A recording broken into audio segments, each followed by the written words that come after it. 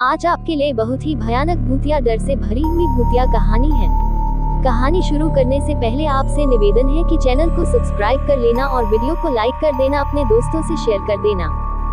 ये भूतिया कहानी एक छोटे से सहारा गांव के कुएं के आसपास की है।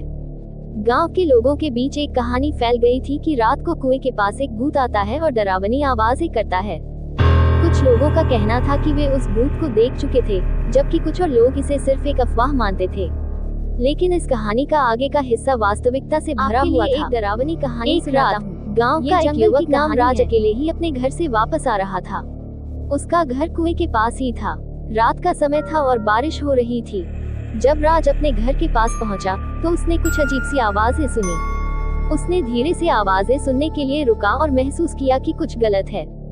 राज ने उस आवाज की ओर देखा और अपनी हौसला अफवाहों से लड़कर कुएं की ओर बढ़ा। जैसे ही वह कुएं के पास पहुंचा, उसने कुछ देखा जो उसकी रूह कांप गई।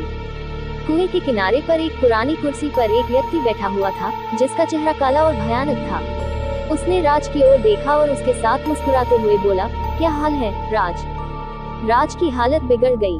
वह दौड़कर अपने घर में गया और अपने परिवार को सब कुछ बताया।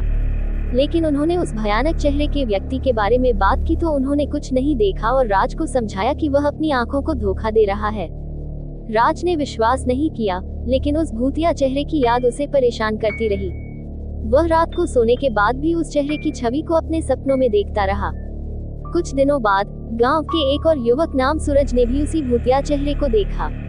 उसने भी अपने दोस्तों को बताया, लेकिन कोई उसे विश्वास नहीं किया। एक रात राज और सूरज मिलकर अपनी बातें कर रहे थे और उन्होंने फिर से उस भूतिया चेहरे के बारे में बात की। उन्होंने तय किया कि वे उस चेहरे को दोबारा देखेंगे और इस बार उन्हें बात करने का साहस करेंगे।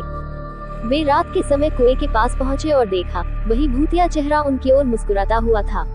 धीरे धीरे वे भूत के पास पहुंचे और उससे पूछा, तुम कौन हो? भूत ने मुस्कुराते हुए उत्तर दिया, मैं एक पुराना रिश्तेदार हूँ, जो इस कुएं में गिरा था और मैं मर गया था। मेरी आत्मा यहाँ फंस गई है और मुझे आनंद आता है जब मैं लोगों को डराता हूँ।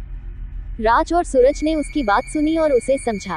वे उससे कहने लगे कि उसकी भूतिया आवाजें और उसका भयानक चेहरा लोगों को परेशान कर रहे हैं।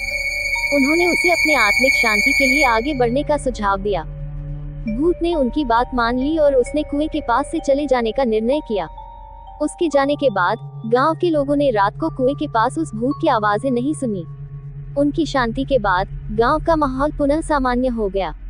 इस कहानी से हमें ये सीखने को मिलता है कि कभी कभी हमारी डरावनी आवाजें और भूतिया कहानियां हमारे अंदर की असली समस्याओं का परिचायक होती हैं। जब हम उनसे सामना करते हैं और उनसे निपटते हैं, तो हम अपने जीवन में शांति और सुरक्षा का अनुभव करते हैं।